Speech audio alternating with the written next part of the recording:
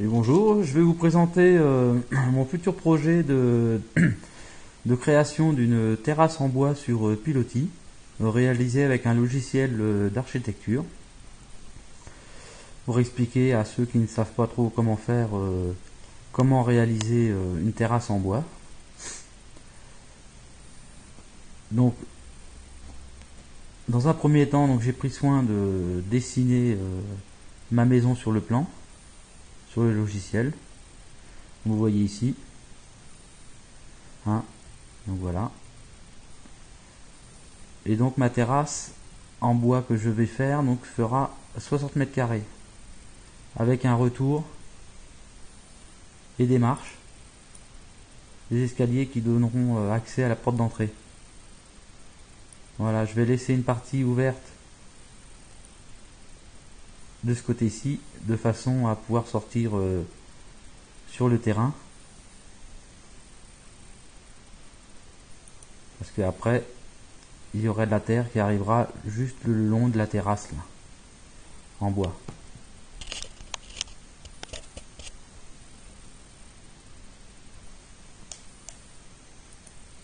Donc voilà. Donc pour cette terrasse qui va faire donc sur la façade 11 mètres 40 de long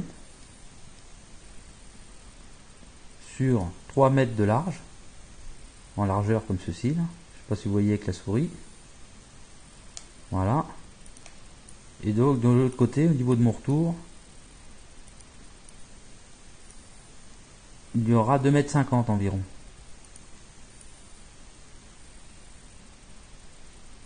De ce côté-ci. Voilà. Donc déjà concernant les fondations, donc je vais réaliser ce qu'on appelle des plots de béton. Pour le moment, j'ai pas tout à fait terminé de les réaliser. Donc ils vont faire 40 par 40 sur 70 de profondeur. De façon à trouver le dur, hein. C'est à peu près 70 chez moi pour trouver le dur. Voilà, donc je vais mettre des poutres porteuses, qu'on appelle les poteaux, de diamètre 20 par 20.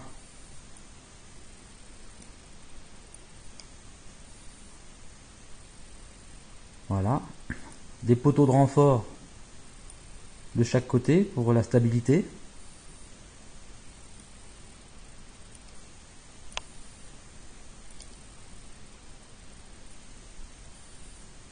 Comme ceci. Donc là je vais sûrement mettre du 10 par 15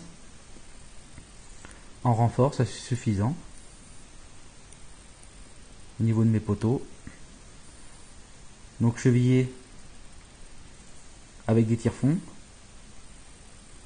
directement dans le bois, comme ceci. Donc une ici à l'angle, une au niveau du retour, idem pour de l'autre côté, sauf la partie où j'arrive au niveau du terrain, par ici, où là je vais directement poser sur plot de béton avec une cale PVC, hein, pour éviter que mon bois touche directement à mon béton.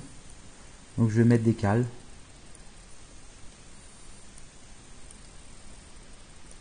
Idem pour les socles, les poteaux du bas. Donc je vais les poser sur des supports, hein, pour que le bois n'ait pas contact avec le béton et le sol, pour éviter de le faire pourrir.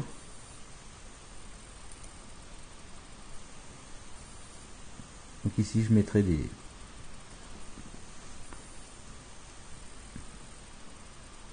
poteaux de soutien. Donc au niveau de la structure, donc je vais prendre mes poteaux en sandwich avec 2 solives de chaque côté, chevillées dans mon poteau. Donc là je vais mettre sûrement des tiges filetées qui vont sûrement traverser d'un bout à l'autre mon poteau et mes 2 solives avec des écrous et des rondelles. Hein, donc elles feront 10 par 20 et mes solives feront 4,15 m à peu près entre chaque poteau. C'est pour ça qu'il me faut des bonnes solives doublées sur mon poteau pour le renfort. Donc sinon au niveau concernant le mur, là je vais mettre une solive de 10 par 20 également, et qui sera scellée dans le mur scellement chimique. Hein, c'est des tiges filetées avec des tamis et on scelle avec une cartouche, comme une cartouche de silicone, mais sauf que c'est une cartouche spéciale avec un pistolet. On insère le produit dans le tamis et ça devient dur comme de la pierre, ce qu'on appelle le scellement chimique. Donc celle-ci, cette solive là, donc sera fixée directement dans le mur au scellement chimique.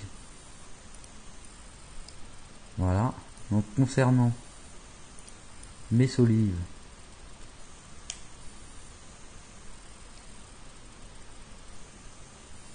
de soutien, donc je vais mettre de la solive également de 10 par 20. Hop. Voilà. Elles seront espacées de 40 cm les unes des autres, hein, pour une terrasse bien bois, c'est la norme. Voilà.